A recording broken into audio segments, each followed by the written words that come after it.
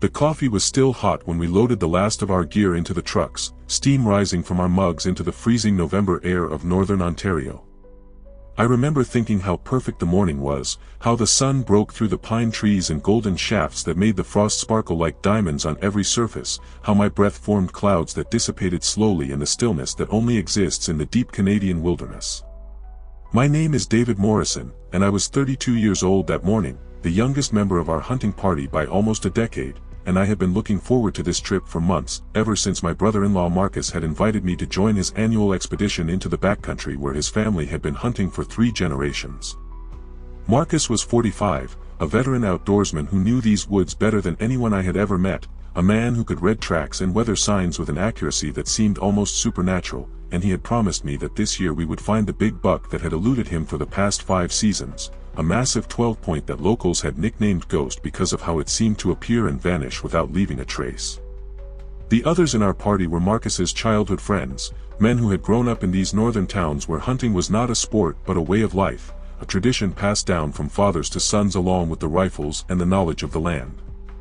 There was Thomas, a quiet man in his early 50s who worked as a mechanic and rarely spoke unless he had something important to say, his weathered face showing the years of hard work and harsh winters. Then came the Kowalski brothers, James and Robert, both in their mid-40s, who ran a small logging operation and possessed the kind of raw physical strength that came from a lifetime of manual labor, their massive frames making them look more like bears than men when they wore their heavy winter coats. Finally there was Samuel, the oldest at 58, a retired forest ranger who had spent 30 years patrolling these woods and who served as our guide and safety officer, the one who made sure we followed all regulations and protocols, the voice of caution when the rest of us got too excited or took unnecessary risks. We had planned this trip meticulously over the previous 3 months, studying maps and weather patterns, coordinating our schedules so that everyone could take the full week away from work and family, gathering supplies and checking equipment with the thoroughness that experienced hunters bring to such expeditions. Our destination was a remote area about 40 miles north of the nearest town, accessible only by logging roads that became increasingly rough and eventually disappeared altogether, forcing us to hike the final 10 miles with our gear on our backs. Marcus had scouted the location during the summer and found evidence of a large deer population including tracks from what he believed was Ghost, the legendary buck we were pursuing, and he had marked several promising spots for tree stands and ground blinds where we could set up and wait for our quarry to appear. The weather forecast had been favorable when we departed, calling for clear skies and temperatures hovering around freezing, perfect conditions for tracking in the light snow that had fallen 2 days earlier. We left Marcus's cabin at dawn, 2 trucks loaded with gear, making jokes and sharing stories as we drove north on Highway 11, then turning onto progressively smaller roads until we reached the trailhead where we would begin our hike. The parking area was empty as expected in mid-November when most hunters had already finished their seasons, and we unloaded our packs and rifles with practiced efficiency, each man knowing his role and responsibilities from previous years of hunting together. I carried approximately 60 pounds of gear including my rifle, ammunition, sleeping bag, tent, food for a week, water purification equipment, first aid supplies, and various other essentials for survival in the wilderness. The weight was significant but manageable, distributed properly across my frame in a quality backpack that Marcus had helped me select when I first expressed interest in joining these expeditions. I had been training for months, hiking with weighted packs on weekends, building up my endurance and strength so that I would not slow down the group or become a liability in the backcountry where help was hours or days away if something went wrong. The hike began easily enough, following an old logging road that wound through dense forest of pine and spruce, the trail relatively flat and well-defined despite not having been maintained for years. We made good time for the first several miles, covering ground quickly while the morning remained cool and our energy was high, stopping occasionally to check maps and GPS devices to ensure we stayed on course. Samuel led the way with his lifetime of experience reading the land, pointing out animal tracks and signs that meant nothing to me but told him stories about what had passed through recently and where they might be headed. Marcus walked beside me, sharing knowledge about hunting techniques and explaining how we would set up our camp and organize our hunts over the coming days, his enthusiasm infectious as he described the thrill of finally taking Ghost after so many years of pursuit. By midday we had covered 8 miles and stopped for lunch at a clearing that offered a view of the surrounding forest stretching endlessly in every direction, an ocean of trees broken only by distant hills and the occasional frozen stream. We ate quickly, sandwiches and energy bars washed down with water from our canteens, not wanting to cool down too much during the break. The temperature had risen slightly and the exertion of hiking with heavy packs had warmed us considerably, but we knew that once we stopped moving, the cold would seep in rapidly, so we kept our rest brief and prepared to continue toward our destination. Thomas mentioned that the forest seemed unusually quiet, that he had expected to see more signs of wildlife given the time of year and the remoteness of the area, but Samuel dismissed this as normal variation, explaining that animal behavior could be unpredictable and that we should not read too much into absence of immediate evidence. We reached our intended campsite in mid-afternoon, something more cautious, more uncertain. He said the tracks looked like they might be from a moose, that occasionally those massive animals would wander through this region especially during mating season, but even as he offered this explanation I could see in his expression that he did not fully believe it, that something about these tracks troubled him in ways he was not ready to articulate. We followed the trail for approximately 200 yards, observing how it moved through the forest with purpose rather than the meandering pattern of a browsing animal, how it avoided thick undergrowth and chose paths that offered clear sight lines and easy movement. At one point the tracks approached a large pine tree and we found claw marks on the bark reaching at least 10 feet up the trunk, deep gouges that had removed significant wood and exposed the lighter interior, and Marcus touched these marks with his gloved hand, measuring their width and depth, and I saw his jaw tighten with some realization he was not sharing with me. The sun was setting when we decided to return to camp, both of us moving more quickly than we had on the outward journey, and I noticed that Marcus kept checking behind us, his hand never far from his rifle, his posture that of a man who felt watched or followed even though we saw no evidence of anything tracking us. We reached camp just as full darkness descended, finding the others gathered around a large fire that Thomas had built, the flames providing both warmth and psychological comfort against the vast darkness of the wilderness that pressed in from all sides. Over dinner of freeze-dried meals rehydrated with hot water, Marcus described what we had found to the group, downplaying his obvious concern and presenting the tracks as an interesting curiosity rather than anything worrying. Samuel suggested they might be from a grizzly bear, that occasionally those animals had been spotted in this region despite being generally rare in Ontario, that perhaps one had wandered farther east than typical in search of a final meal before hibernation. The Kowalski brothers debated whether the tracks could be from multiple wolves moving together, their combined weight creating deeper impressions that might look like single large prints to inexperienced eyes. Thomas said nothing, but I noticed he had moved his rifle closer to his sleeping bag, keeping it within arm's reach even though we were in camp with fire and numbers for protection. I took first watch that night, a rotation we had established where one person would remain awake and alert for 2 hours while the others slept, a precaution that Samuel insisted upon even though none of us really expected any problems.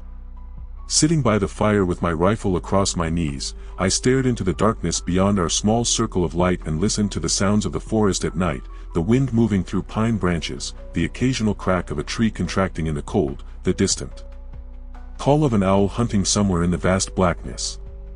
The stars were incredible this far from any light pollution, thousands of points filling the sky in patterns I rarely took time to observe in my normal urban life, and I found myself thinking about how small and vulnerable we were out here, 5 men in a wilderness that stretched for hundreds of miles in every direction, surrounded by forest and cold and darkness and whatever creatures made tracks too large to be easily explained. Nothing unusual happened during my watch, and when James Kowalski relieved me at midnight I crawled into my sleeping bag grateful for its warmth, my body exhausted from the long hike and ready for rest. I fell asleep quickly despite the hard ground beneath me and the cold air on my face, and I dreamed of walking through endless forest following tracks that grew larger with every mile until they were the size of truck to normal visibility where I could see movement at 100 yards or more. I watched a red squirrel work through the branches above me, chattering occasionally and dropping pine cone scales that landed softly in the snow. A chickadee landed briefly on a branch near my face, studying me with its dark eyes before deciding I was not a threat or food source and flying away. These small moments of connection with wildlife were part of why I had come to love hunting, not for the killing which I still found difficult despite understanding its role in conservation and ecosystem management, but for the immersion in nature, for the hours spent observing the forest and its inhabitants going about their ancient patterns without human interference. Around mid-morning I heard the first gunshot, a single crack that echoed through the forest from somewhere to my east, probably Robert Kowalski's position if I had my orientations correct. I waited to hear a second shot which would indicate a miss and follow-up attempt, but there was only silence following the initial report, suggesting either a clean kill or a decision not to pursue whatever had been the target. My radio remained silent as per our protocol, no communication unless someone needed assistance or was reporting a successful harvest that required help with field dressing and transport. The temperature had risen slightly with the sun but remained well below freezing, and I could feel the cold seeping through my layers, starting in my toes despite the heavy boots and wool socks, gradually working up through my legs to my core. I did some isometric exercises while remaining still, tensing and relaxing muscle groups to maintain circulation, a technique Samuel had taught me for staying warm during long stationary periods. I ate an energy bar slowly, making it last 20 minutes, grateful for something to do with my hands and mouth, the simple act of chewing helping to pass time and maintain alertness. It was just before noon when I saw my first deer, a young doe stepping carefully through the trees about 80 yards from my position, moving with the characteristic caution of prey animals that must always balance feeding needs against predation risk. She would take a few steps, then freeze with head up and ears swiveling to catch any sound that might indicate danger, then drop her head to nose through the snow looking for food, then repeat the pattern. I watched her through my rifle scope, tracking her movement but not considering a shot since we had agreed to focus on bucks this trip, to pass on does unless we went several days without seeing legal male targets. The doe suddenly raised her head, staring intently at something behind her, her body language shifting from cautious to alarmed in an instant. Her ears were pinned back, her muscles tensed for flight, and I could see the white of her eye even at this distance as fear seized her. She stood frozen like this for perhaps 5 seconds, then explode. Into motion, bounding away through the forest with the powerful leaping gait that deer use when fleeing from predators, covering ground so rapidly that she disappeared from view within moments. I swung my rifle to look at what had spooked her, scanning the area where she had been staring, but I saw nothing unusual, just trees and snow and the play of shadows cast by branches swaying in a wind I could not feel at ground level. The afternoon passed slowly with no further animal sightings, unusual for an area that Marcus had described as rich with deer population, and I began to wonder if something had disturbed the normal patterns, if our presence or scent had alerted the animals to stay clear of this area, or if some other factor was influencing their behavior. Around 3 o'clock my radio crackled to life with Marcus's voice calling all hunters to return to camp, his tone suggesting this was not optional, that something had happened requiring us to regroup immediately rather than continuing our hunts until the normal end time at dusk. I reached camp to find the others already gathered, their expressions grim, and Robert Kowalski was absent, which I noticed immediately given that we had been 5 and now were only 4. Marcus explained that Robert had not responded to radio calls for the past 2 hours, that they had gone to his hunting position to check on him, and that what they found there was deeply disturbing in ways that Marcus seemed to struggle articulating. Samuel suggested that I might want to stay at camp rather than viewing the scene, but I insisted on coming with them, not wanting to be left alone and feeling that whatever had happened involved all of us equally as members of this hunting party. We hiked roughly a mile to Robert's position, a tree stand he had installed that morning in a large oak that overlooked several deer trails converging in a small clearing. What we found when we arrived made my stomach turn and my hands shake despite my best efforts to maintain composure. The tree stand had been torn from the tree, massive force ripping the metal brackets from the bark and sending the platform crashing 15 feet to the ground where it lay twisted and broken. Robert's rifle was in the snow nearby, the barrel bent at an angle that should have been impossible for anything short of industrial equipment to achieve, the stock shattered into splinters. His backpack had been ripped open, contents scattered across the clearing, food packages torn apart and partially consumed, other items trampled or destroyed seemingly without purpose beyond pure destruction. The snow around the tree was a chaos of tracks, the same enormous prints we had seen the previous evening, dozens of them crisscrossing the area, and mixed among them was blood, significant quantities splashed across the snow and streaked up the trunk of the oak tree, and I tried not to think about what must have happened here, tried not to imagine Robert's final moments. As something climbed or reached up to drag him from his supposedly safe perch 20 feet above the ground. We found pieces of his clothing, the camouflage outer layer torn into strips that hung from branches like prayer flags, and we found one of his boots with the laces still tied, sitting upright in the snow as if he had simply stepped out of it and walked away. But we did not find Robert, not his body or any major remains that would confirm his death, just the blood and the destroyed equipment and the massive tracks leading away from the scene toward the northeast, the same direction we had seen them heading the previous evening. James Kowalski was in shock, his brother missing presumed dead, and he kept saying they should follow the tracks, that Robert might still be alive somewhere needing help, that they could not just abandon him without making every effort at rescue. Marcus and Samuel exchanged a look that communicated something I did not fully understand, some knowledge or suspicion they were not ready to share, and Samuel spoke gently but firmly to James, explaining that following those tracks would be dangerous and potentially futile, that if Robert had survived whatever attacked him he would have radioed for help or made his way back to camp. That the amount of blood we were seeing suggested injuries that were not survivable without immediate medical intervention, that we could not provide this far from civilization. Thomas had been silent throughout this discussion, standing apart from the group and staring into the forest in the direction the tracks led, and when he finally spoke his voice was quiet but carried an edge of certainty that made me listen carefully.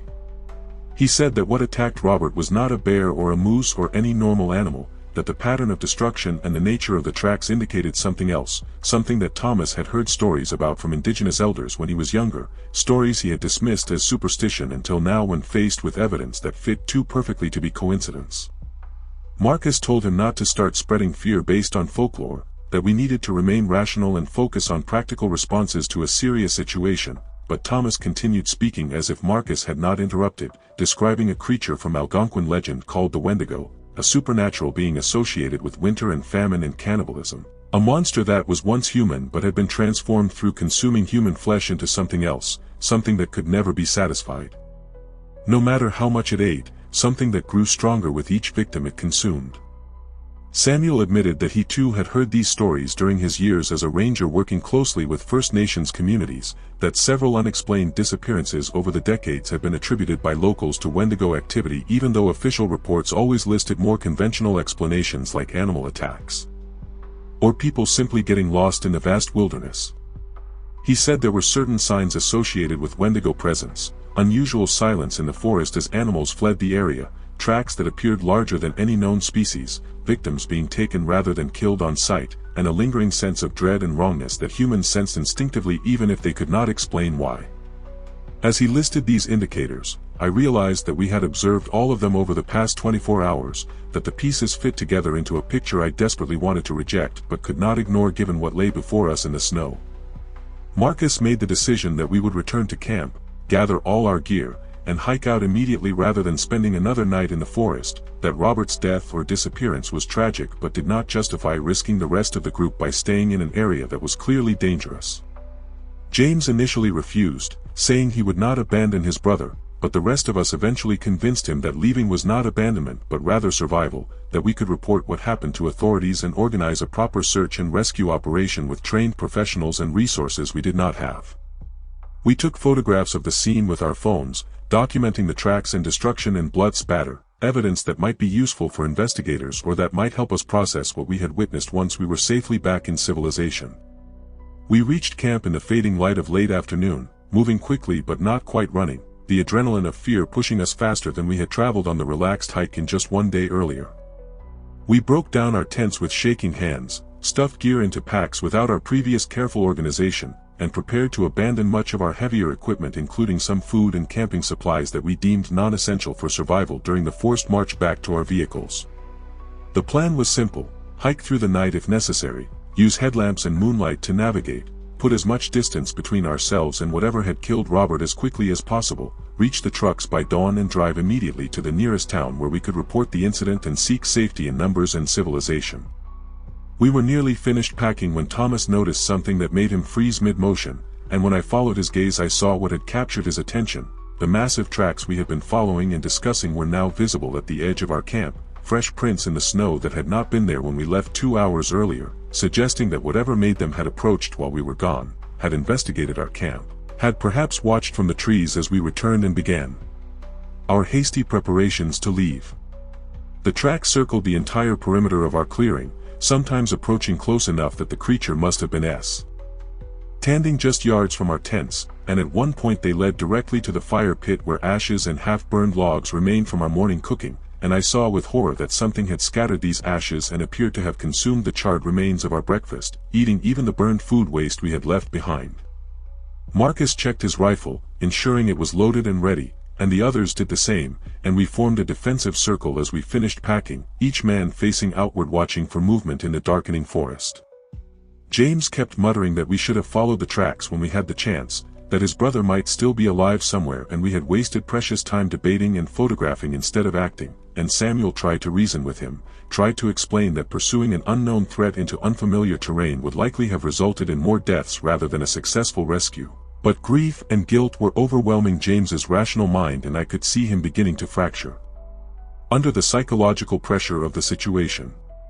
We began hiking at a fast pace just as full darkness descended, our headlamps creating small circles of light that pushed back the blackness surrounding us but also destroyed our night vision and made us feel even more isolated and vulnerable. The return route followed the same path we had taken on the way in, first the 2 miles of rough forest where we had to push through deep snow and negotiate fallen logs and dense undergrowth, then hopefully reaching the old logging road that would allow faster travel on more level ground.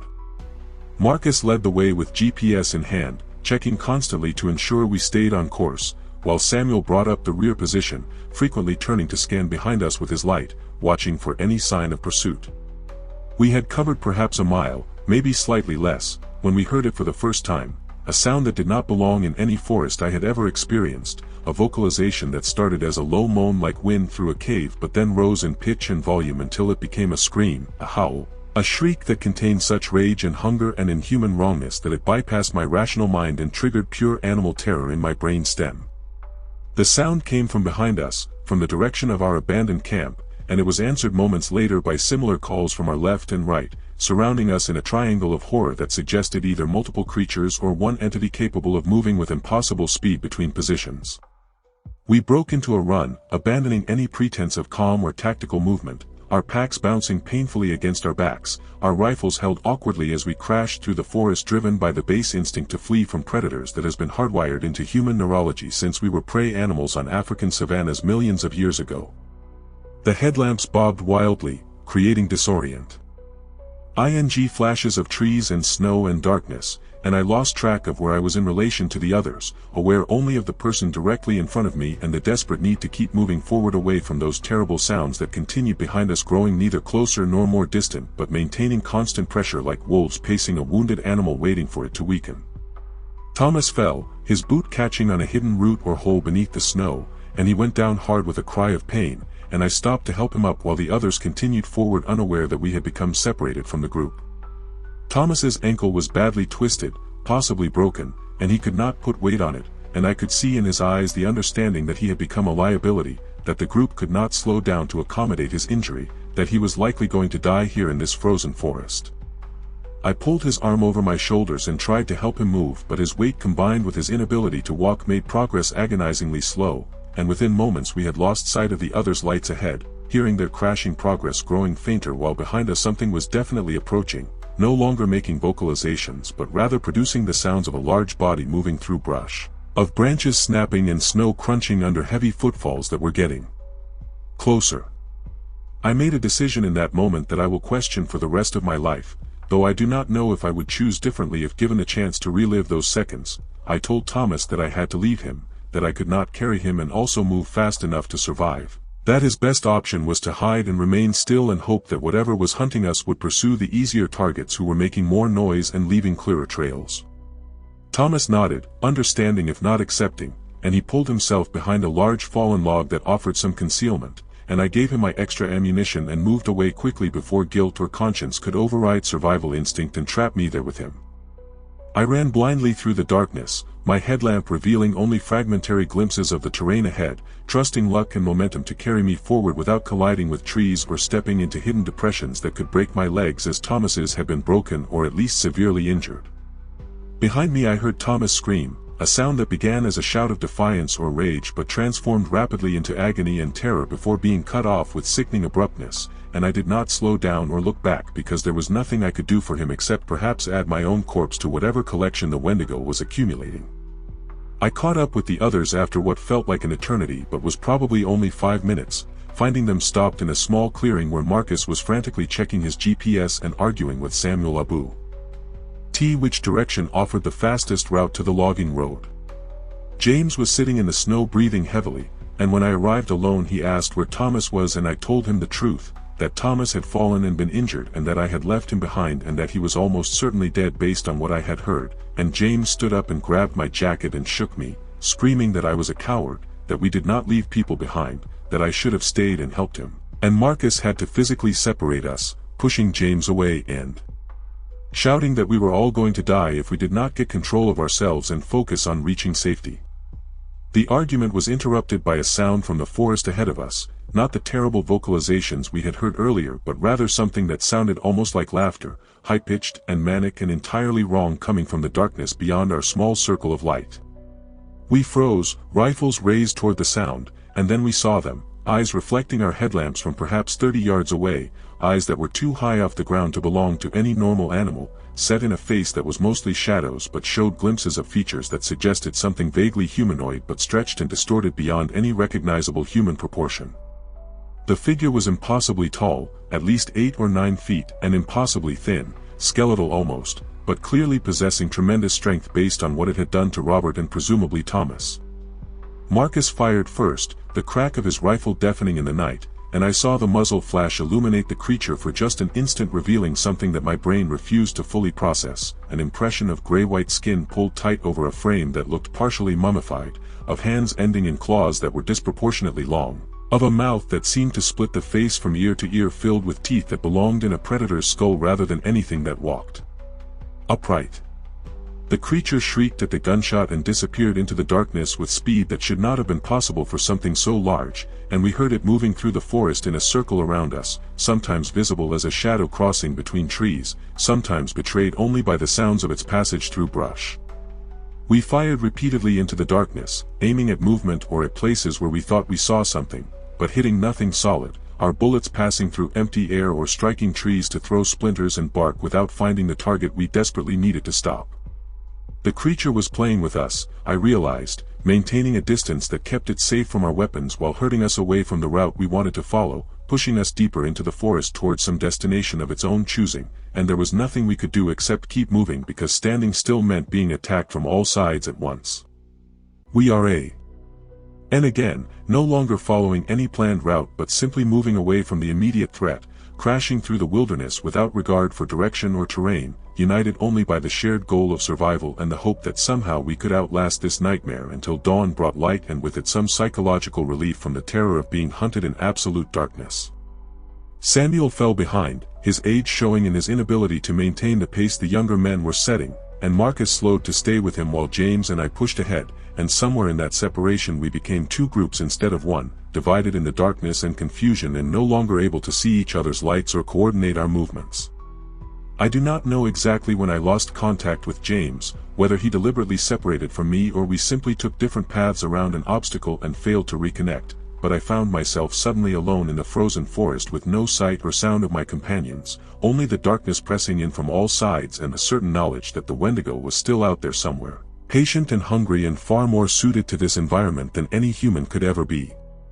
I stopped running because running alone without knowing where I was going seemed futile, and I tried to get my breathing under control, tried to listen for any sound that might indicate which direction offered escape or at least temporary shelter.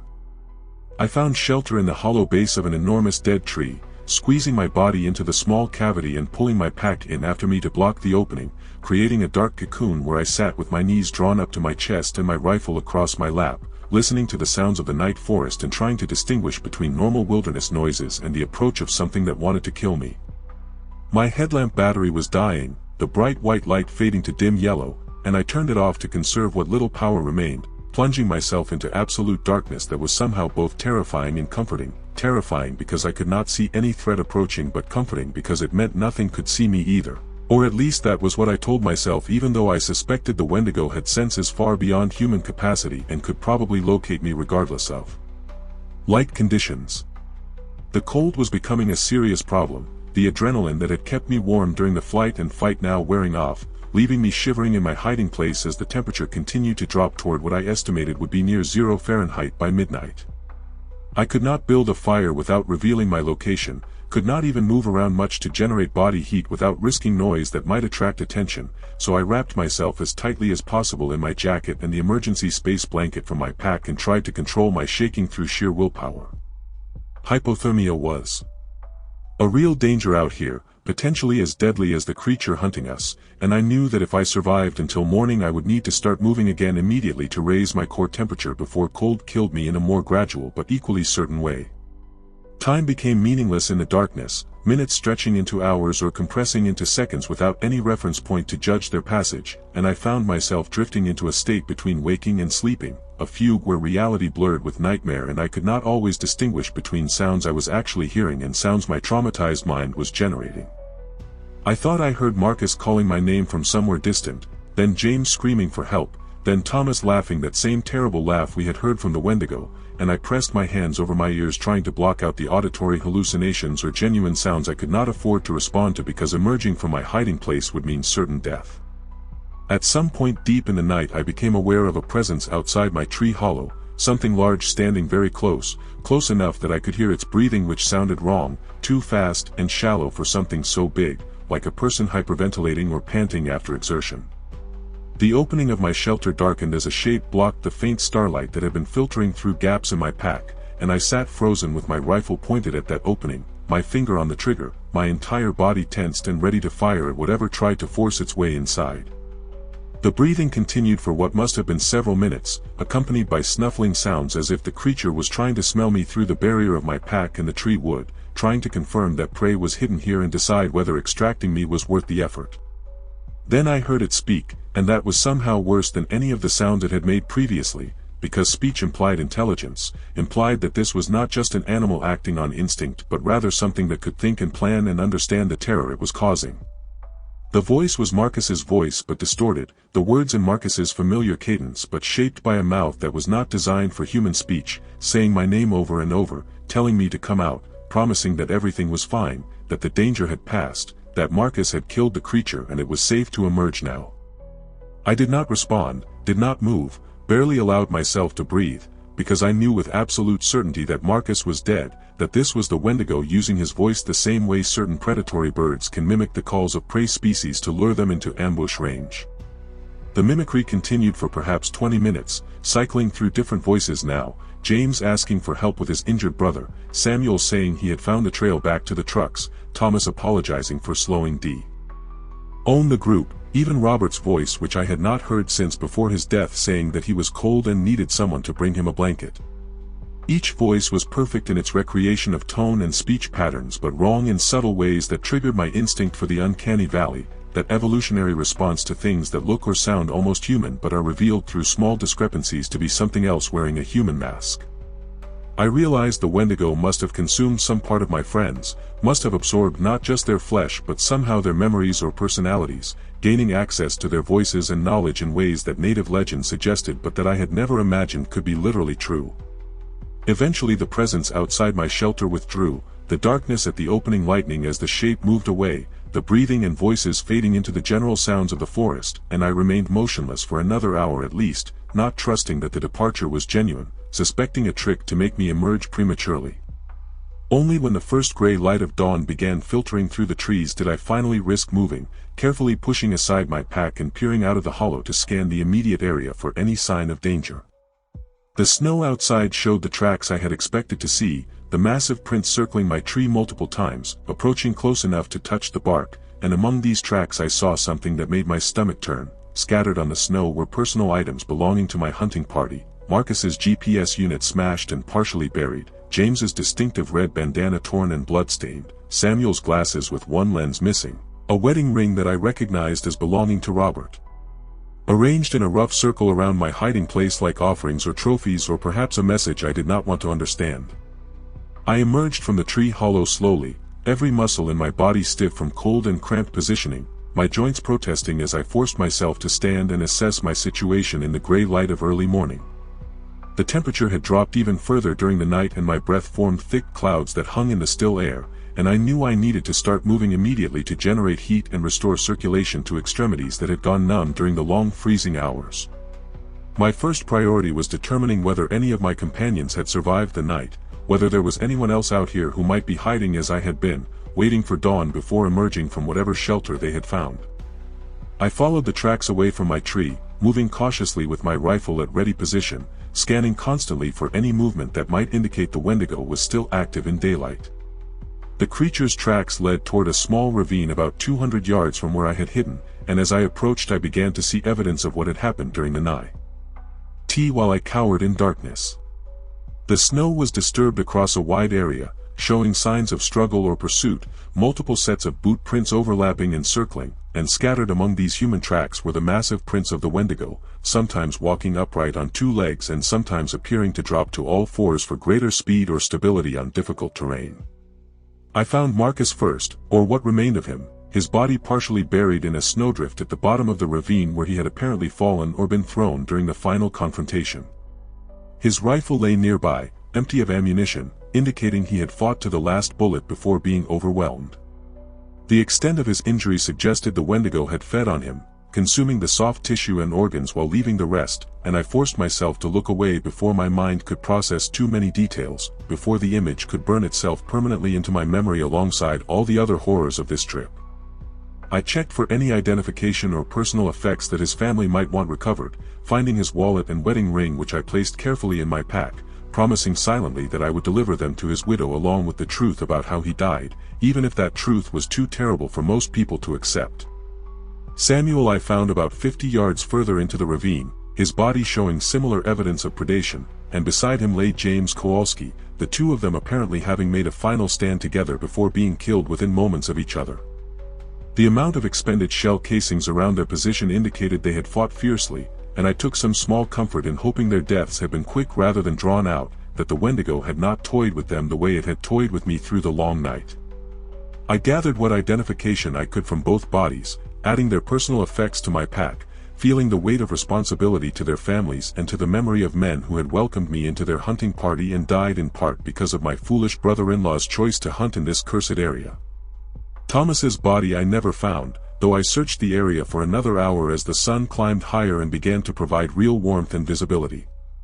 Either the Wendigo had carried him away to some other location, or his remains had been so thoroughly consumed that nothing identifiable remained, or he had somehow survived and made it to a different part of the forest where he was still hiding or trying to find his way out.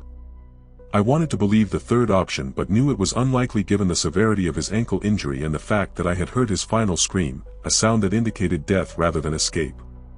With all four of my companions confirmed dead or missing presumed dead, I had to make a decision about my own survival strategy: stay in this area and try to recover more remains for proper burial and family closure, or leave immediately and put as much distance as possible between myself and the Wendigo before nightfall arrived and another hunting cycle began. Self-preservation won out over respect for the dead, and I oriented myself using the position of the sun and began hiking south toward where I believed the logging road and eventually our parked trucks would be located, moving as quickly as the terrain and my exhausted state allowed. The forest seemed different in daylight, less menacing but also more desolate, and I saw now the signs that Thomas had mentioned about animal absence, the lack of tracks or scat or feeding signs that should have been everywhere in healthy wilderness but were completely missing from this area, as if every creature with sense had fled from the Wendigo's territory, leaving only the trees and snow and cold silence. I hiked for several hours without rest, driven by fear and the knowledge that I needed to cover significant distance before dark, that spending another night in this forest would likely result in my death regardless of how well I hid or how vigilantly I maintained watch. Around midday I found the logging road, recognizing the wider spacing of trees and the relatively flat terrain even though snow had drifted across the old track making it barely distinguishable from surrounding forest floor. I turned east onto the road, knowing this direction would eventually lead to the trailhead and parking area, and I increased my pace now that I had confirmed navigation and could walk without constantly checking compass bearing or fighting through dense undergrowth. Hope began to build in my chest, fragile and cautious but growing stronger with each mile I covered, the possibility that I might actually survive this nightmare and return to civilization to tell the story of what had happened to my hunting party. I was within 3 miles of the parking area when I heard it behind me, that terrible howling scream that I had hoped never to hear again, the sound carrying clearly through the cold afternoon air and indicating that the Wendigo had picked up my trail and was pursuing with the patient inevitability of a predator that knew its prey was exhausted and could not maintain flight much longer. I ran despite the burning in my lungs and the sharp pain in my legs where muscles were pushed far beyond their normal limits, ran because the alternative was to stop and die, ran because some survival instinct deeper than conscious thought took control of my body and flooded it with adrenaline and determination to live regardless of how impossible survival seemed. The howling grew closer, not because the Wendigo was moving faster than me but because it was not slowing down while I was gradually losing speed, my body approaching the limits of human endurance after 24 hours of terror and exertion and cold without adequate food or rest. I could hear it crashing through the forest behind me now, no longer bother. With stealth, its passage marked by snapping branches and the heavy thud of footfalls that shook the ground, and I risked a glance over my shoulder to see it emerge from the trees perhaps 50 yards back, its full form visible in daylight for the first time and even more horrifying than the glimpses I had caught by headlamp the previous night. It was humanoid in basic shape but wrong in every proportion, standing at least 9 feet tall with limbs that were too long and bent at angles that suggested additional joints beyond the normal human complement, its body skeletal thin but clearly possessed of tremendous strength, its skin a mottled gray-white stretched tight over bones that pressed against it in sharp ridges and planes. The head was the worst part, maintaining a vaguely human face but elongated and distorted, the jaw extending forward in a muzzle lined with teeth that were too numerous and too sharp, the eyes sunken deep in sockets but glowing with an internal light that might have been reflected sun or might have been something else entirely, and from its mouth hung strings of bloody drool or saliva that steamed in the cold air and dripped onto the snow leaving marks like acid burns. I turned back to focus on running, on covering the remaining distance to the parking area, and I could see our trucks now through the trees ahead, the dark shapes of the vehicles sitting exactly where we had left them 2 days and a lifetime ago, and I fumbled for my keys as I ran, pulling them from my pocket and clicking the unlock button repeatedly as if that might somehow make the truck start itself and come to meet me. The Wendigo was less than 30 yards behind me now, close enough that I could hear its breathing, that same wrong too fast panting, and close enough that I could smell it, a stench of decay and old blood and something else that my brain could not identify but that triggered nausea and visceral horror. I reached the parking area and sprinted across the open space toward Marcus's truck which was closer than my own vehicle, and I grabbed the door handle and yanked it open and threw myself inside, slamming the door behind me and hitting the lock button just as the Wendigo reached the truck and slammed against the driver's side with force that rocked the entire vehicle and cracked the window. I jammed the key into the ignition praying that the cold had not killed the battery, and the engine turned over once, twice, then caught and roared to life, and I threw the transmission into reverse and hit the accelerator, backing away from the creature that was trying to tear the door off its hinges, its claws screeching against metal and leaving deep gouges in the paint.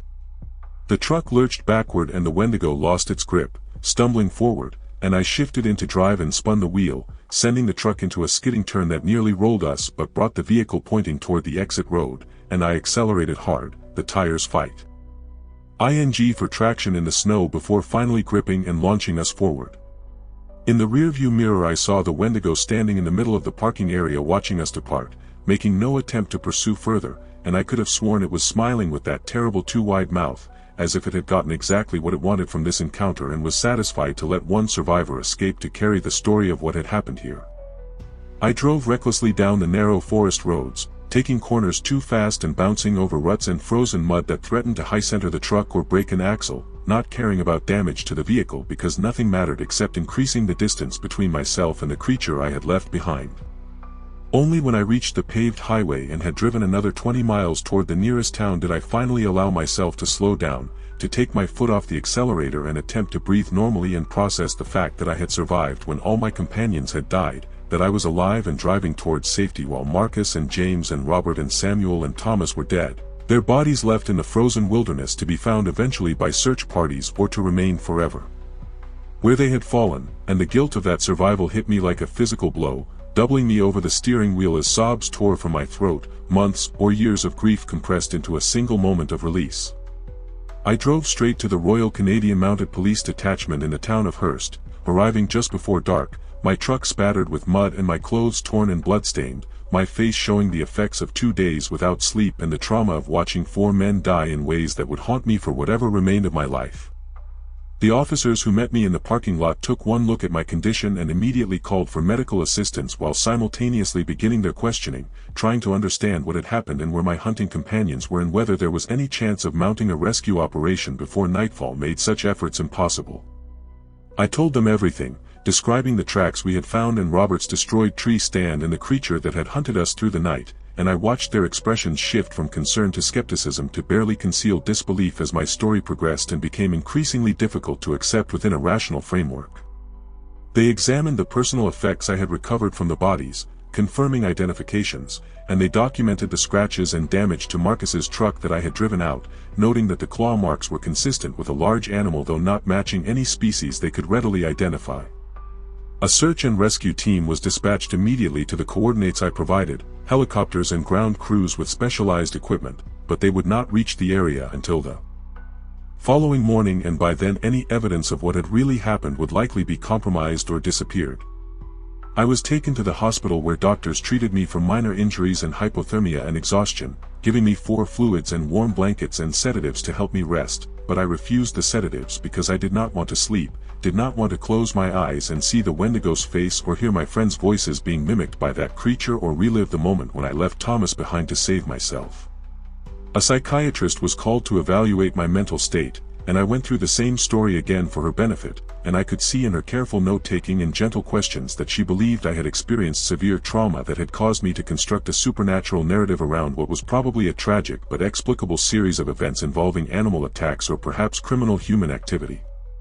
The search teams found the bodies over the next 3 days, recovering Marcus and Samuel and James exactly where I had indicated, their remains confirming that they had died violently from injuries consistent with large predator attack, though forensic analysis could not definitively identify what species had killed them. Robert's body was never found despite extensive searching of the area around his destroyed tree stand, and Thomas similarly remained missing, his fate unknown though presumed dead given the blood evidence and the impossibility of surviving multiple days in that wilderness with a broken ankle and no supplies. The official report concluded that the hunting party had been attacked by 1 or more bears or possibly wolves, that the victims had become separated during the attack and been killed individually, and that the survivors' account of a supernatural creature was the result of trauma-induced hallucination or misidentification of natural animals under conditions of extreme stress and poor visibility. I did not argue with this conclusion publicly because I understood that no amount of evidence would convince people to accept the existence of something that violated their fundamental understanding of reality, but privately I began researching Wendigo lore and collecting accounts from indigenous communities and other hunters who had encountered similar creatures in the Canadian wilderness. What I learned convinced me that the Wendigo was not unique, that there were multiple such entities inhabiting remote areas across northern regions, that they had been known to native peoples for thousands of years, and that occasional contact with modern humans was inevitable as logging and mining and recreation pushed deeper into previously undisturbed wilderness. I contacted the families of my dead companions and told them what had really happened, giving them the choice to believe the official story or to accept the truth that their loved ones had been killed by something ancient and evil that still existed in the forests of Ontario. Some believed me, finding comfort in knowing that their husbands or brothers or fathers had died fighting something genuinely supernatural rather than simply being victims of bad luck or poor planning. Others rejected my account as fantasy or attention-seeking, preferring the official narrative that allowed them to maintain their worldview intact even if it meant accepting a more mundane explanation for tragedy. I never hunted again, could not imagine returning to the wilderness for recreation after what I had experienced, but I also could not fully return to normal life, finding that civilization felt hollow and artificial after having confronted genuine evil in its most primal form. I moved away from Ontario, eventually settling in a small town in British Columbia where I could see mountains but did not have to venture into deep forest, where I could maintain the illusion of safety through proximity to other humans while knowing deep down that safety was always an illusion, that the Wendigo and creatures like it existed whether we acknowledged them or not, that the wilderness was not a playground for human recreation but rather the domain of beings far older and more terrible than our comfortable modern lives prepared us to handle. On the anniversary of that hunting trip I visit a therapist who specializes in PTSD, and I tell her about my nightmares and my survivor's guilt and my inability to forget what I saw during those 2 days in November, and she prescribes medications and suggests coping strategies and validates my feelings while carefully avoiding any engagement with the literal truth of my experience. After these sessions I drive to a quiet place and I record my story in detail, adding to a growing collection of audio files that I keep backed up in multiple locations, a record of what really happened to my hunting party in case someday someone needs to know, in case someday the Wendigo kills again and there is a survivor who needs to understand that they are not crazy, that what they saw was real, that monsters exist and sometimes they win, and that the only thing we can do is bear witness to the darkness and warn others about the true dangers that lurk in the last wild places on Earth where humans are not the apex predators we imagine ourselves to be but rather prey for entities that have been hunting in these forests since before our species learned to walk upright or make fire or tell stories about the things we fear in the long cold nights of winter.